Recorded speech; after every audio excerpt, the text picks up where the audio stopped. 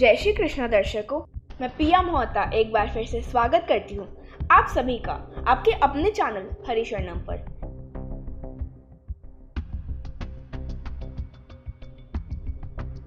Like the video, subscribe to the channel and press the bell icon for latest video update.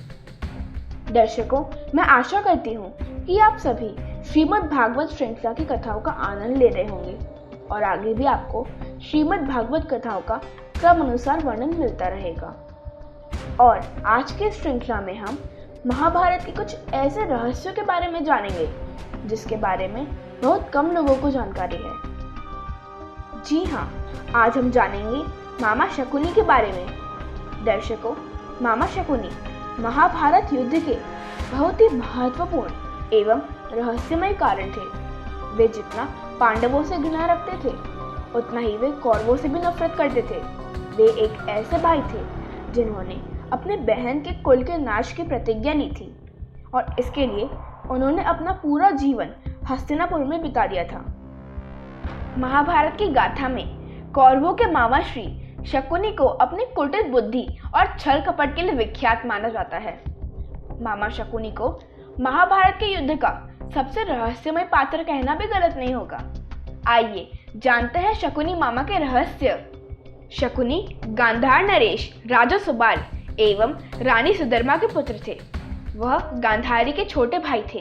वह जन्म से ही विलक्षण बुद्धि के स्वामी थे, अतः राजा सुबाल को वे अत्यंत प्रिय थे। दर्शकों, आपको पता है गांधार आज के युग में अफगानिस्तान कहलाता है। जब भीष्म पितामह ने राजा सुबाल से उनकी पुत्री गांधारी का हाथ धृतराष्ट्र के लिए मांगा था, तब उन्होंने धृतराष्ट्र के अंधे होने की बात नहीं बताई थी। क्योंकि उनके पिता ने विवाह के लिए हाँ भर दी थी, इसलिए गांधारी ने धृतराष्ट्र को बिना किसी तर्क के अपना पति स्वीकार कर लिया था। लेकिन उनके छोटे भाई शकुनी को इस बात से बहुत दुख हुआ और तभी से उनके मन में कुरुवंश के लिए बदले की भावना घर कर चुकी थी। मान्य कथाओं के अनुसार ऐसा माना जाता है कि गांधारी का विवाह धृतराष्ट्र से करने से पहले ज्योतिषियों ने सलाह दी थी कि गांधारी के पहले विवाह पर संकट है, इसलिए इनका पहला विवाह किसी और से करे, फिर धृतराष्ट्र से करे। इसके लिए गांधारी का विवाह एक बकरे से करवाया गया था। बाद में उस बकरे की बलि दे दी गई थी। कहा जाता है कि गांधारी को किसी प्रकार के प्रकोप से मुक्त करवाने के लिए ऐसा किया गया था। इस कारणवश गांधारी प्रतीक रूप में विधवा मान ली गई थी और बाद में उनका विवाह धृतराष्ट्र से कर दिया गया। हालांकि शकुनी के बदले की भावना की इस कहानी का वर्णन वेद व्यास जी द्वारा लिखी गई महाभारत में नहीं मिलता है। यह कहानी लोक कथा एवं जनश्रुतियों पर आधारित है। गांधारी एक विधवा थी। यह सच्चाई बहुत समय तक कौरव पक्ष को नहीं पता चली। यह बात जब धृतराष्ट्र को पता चली तो वे बहुत क्रोधित हो उठे। धृतराष्ट्र के मन में इसको लेकर दुख उत्पन्न हुआ और उन्होंने इसका दोषी गांधारी के पिता राजा सुबाल को माना। धृतराष्ट्र ने गांधारी के पिता राजा सुबाल को पूरे परिवार सहित कारागार में डाल दिया। कारागार में उन्हें खाने के लिए केवल एक व्यक्ति का भोजन दिया जाता था। केवल एक व्यक्ति के भोजन से भला सबका पेट कैसे भरता? यह पूरे परिवार को भूखे मार देने का षड्यंत्र था।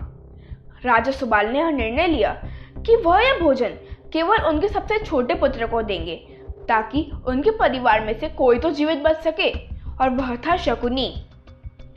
राजा सुबाल के सभी पुत्र एक एक करके मरने लगे क्योंकि सब लोग अपने हिस्से का भोजन शकुनी को देते थे ताकि वह जीवित रहकर कौरवों का नाश कर सके। सुबाल ने अपने सबसे छोटे बेटे शकुनी को प्रतिशोध के लिए तैयार किया। शकुनी ने अपनी आंखों के सामने अपने परिवार का अंत होते हुए देखा और अंत में शकुनी जिंदा बच गए।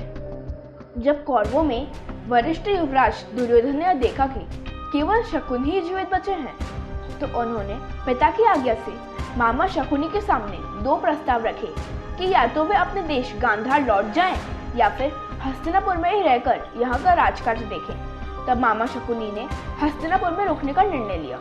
शकुनी के इस चाल के पीछे सिर्फ पांडवों का ही नहीं बल्कि कौरवों का भी भयंकर विनाश छिपा था, क्योंकि शकुनी ने कौरव कुल के नाश की सौगंध खाई थी और उसके लिए उसने दुर्योधन को अपना मोहरा बना लिया था।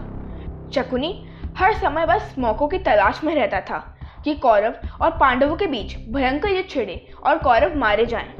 सबसे पहले उसने धृतराष्ट्र को अपने वश में करके उसके भाई पांडु के विरुद्ध षड्यंत्र रचने और राज सिंहासन पर खुद का आधिपत्य जमाने को कहा। फिर धीरे धीरे शकुनी ने दुर्योधन को अपने बुद्धि के मोहपाश में बांध लिया। शकुनी ने न केवल दुर्योधन को युधिष्ठिर के खिलाफ भड़काया बल्कि महाभारत के युद्ध की नींव भी रख दी। गांधारी अपने भाई की चाल समझती थी और वह अपने पुत्रों को इन बुराइयों से दूर रहने को कहती थी, लेकिन उसकी नहीं चलती थी। पति, भाई और पुत्र के बीच गांधारी विवश थी। दर्शकों, यह बात भी बहुत ही कम लोगों को मालूम होगी कि शकुनी के पास जुआ खेलने के लिए जो पासे थे वह उसके मृत पिता की रीढ़ की हड्डी के थे। अपने पिता की मृत्यु के पश्चात शकुनी ने उनकी कुछ हड्डियां अपने पास रख ली थी। शकुनी जुआ खेलने में पारंगत था और उसने कौरवों के बीच भी जुए के प्रति मोह जगा दिया था। ऐसा भी कहा जाता है कि शकुनी के पासे में उसके पिता की आत्मा वास कर गई थी, जिसकी वजह से वह पासे शकुनी की ही बात मानते थे। कहते हैं शकुनी के पिता ने मरने से पहले शकुनी से कहा था कि मेरे मरने के बाद मेरी हड्डियों के पासे बना लेना। यह पासे हमेशा तुम्हारी आज्ञा मानेंगे, तुमको जुए में कोई हरा नहीं सकेगा। यह भी कहा जाता है कि शकुनी के पासे के भीतर एक जीवित भंवरा था जो हर बार शकुनी के पैरों की ओर आकर गिरता था। इसलिए जब भी पासा गिरता था वह 6 अंक दर्शाता था। शकुनी भी इस बात से वाकिफ थे, इसलिए वह भी 6 अंक ही कहते थे। शकुनी के सौतेले भाई मटकुनी भी इस बात को जानते थे कि पासे के भीतर एक जीवित भंवरा है।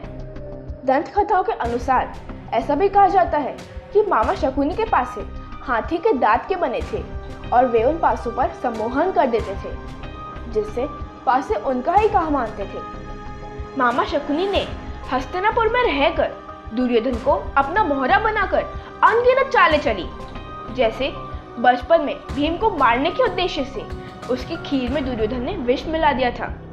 इसी तरह बड़े होने के बाद 5 पांडवों को माता कुंती सहित लाक्षागृह में जलाने की चाल, राज्य विभाजन में पांडवों को बंजर भूमि वाला हिस्सा दिलवाना।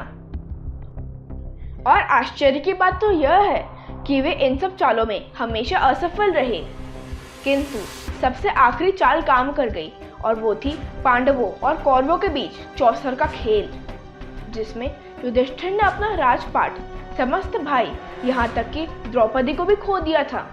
और इन सब के परिणाम स्वरूप द्रौपदी का चीरहरण हुआ और इसी घटना ने महाभारत के युद्ध का बिगुल बजा दिया। और इस तरह मामा शकुनी ने महाभारत का युद्ध करवाकर खुद के विनाश के साथ साथ कौरवों के कुल का भी विनाश करवा दिया और अपनी प्रतिज्ञा पूरी करी। तो दर्शकों, कैसी लगी आपको मामा शकुनी की रहस्य की कहानी? आप कमेंट करके बताएं और प्रतीक्षा कीजिए आगे आने वाली रहस्यमय कहानियों की। तब तक के लिए धन्यवाद। जय श्री कृष्ण, जय श्री राधे।